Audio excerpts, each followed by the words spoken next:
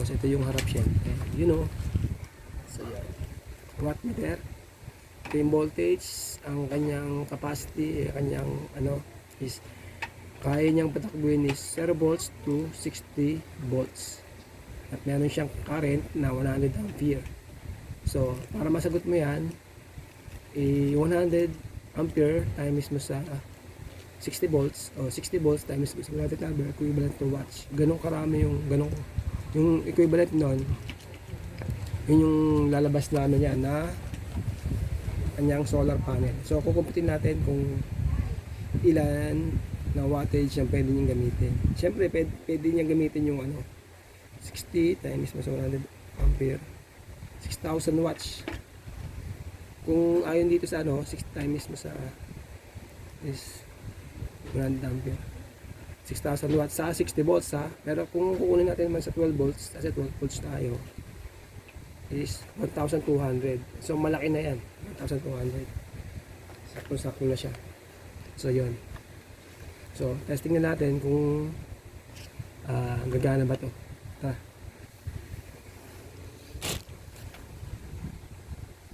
So yan, tignan natin to ha. So wait lang, meron pa palang manual siya rito. So yung manual niya 150.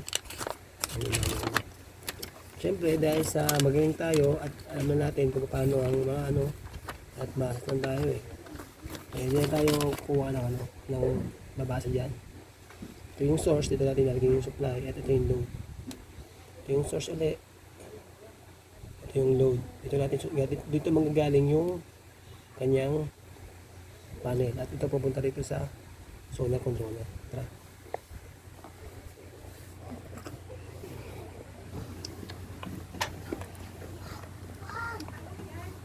So yan.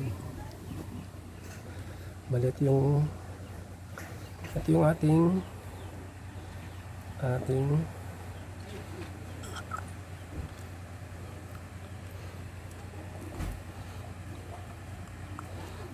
saan ba yung source? Ito yung source. So ito yung positive.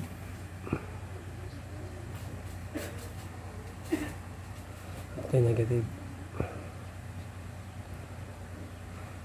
Dito tayo. Ito yung positive.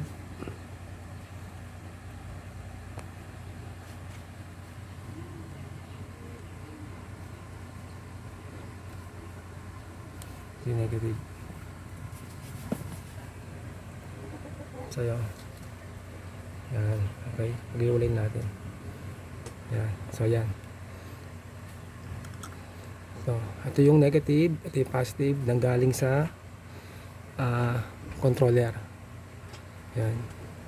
So yan. So wala siyang ano, wala siyang indication ng ano, wala siyang tawag ito. Harvest ng solar panel. Kasi ano dito pa. So ito yung negative. So dikit natin siya.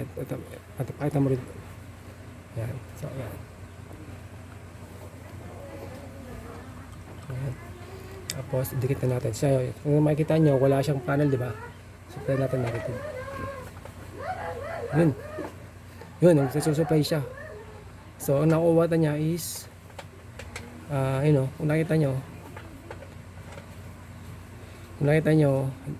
nga pala hindi kayo makuryente kung mababa lang yung volt tayo eh. Kung nakita nyo, no, meron siyang ano, ayusin natin. Yan. Yan, kumakarga na siya. 12 volts dito sa wattmeter natin, 12 volts. Kung nakita nyo 12 volts, 3 watts lang.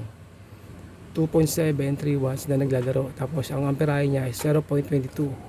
Yan. Ito yung voltmeter niya, oh. 3 watts lang. Voltmeter to. So yan. Ibig sabihin, 3 watts lang na